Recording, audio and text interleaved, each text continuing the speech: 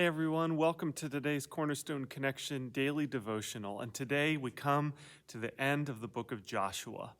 And if you'll bear with me, as we get to the end of Joshua here, I feel like there's several different lessons that we can learn in this one chapter as we come to the end of this amazing book. So let's start right at the beginning, verse 1. Then Joshua summoned all the tribes of Israel to Shechem, including their elders, leaders, judges, and officers. So they came and presented themselves to God. Joshua said to the people, "This is what the Lord, the God of Israel, says. Long ago, your ancestors, including Terah, the father of Abraham and Nahor, lived beyond the Euphrates River." And I won't go on to read the rest of it. But basically, Joshua just goes through a history lesson of the way that God has led his people faithfully for hundreds and hundreds of years. So the first thing that we learn in this passage is that as we're moving through life, it's important to remember. It's important to not only to remember, but to discipline ourselves to remember what God has done. And if we do that, we'll recognize that God has been faithful, that God has been with us, that God has been active. But sometimes when we're so mired down in the feelings of the moment, we forget what God has done. One of the big words of the Bible is remember. And so that's exactly what Joshua does. He's such a brilliant leader. Joshua helps his people remember what God has done. Skipping ahead then, we look to verse 14.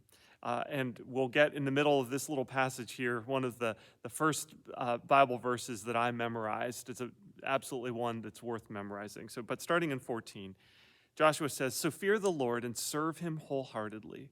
Put away forever the idols your ancestors worshipped when they lived beyond the Euphrates River and in Egypt. Serve the Lord alone.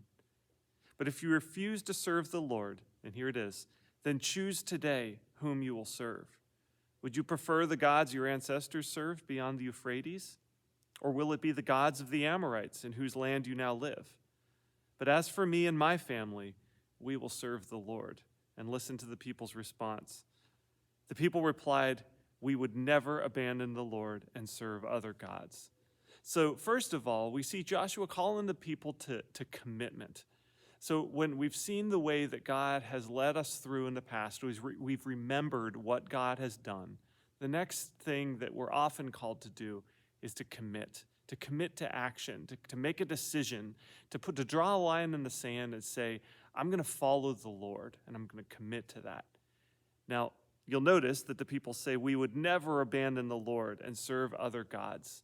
And that's just almost a sad foretelling of what's about to happen. Because, guys, as we turn the page past Joshua 24, we come to Judges chapter 1.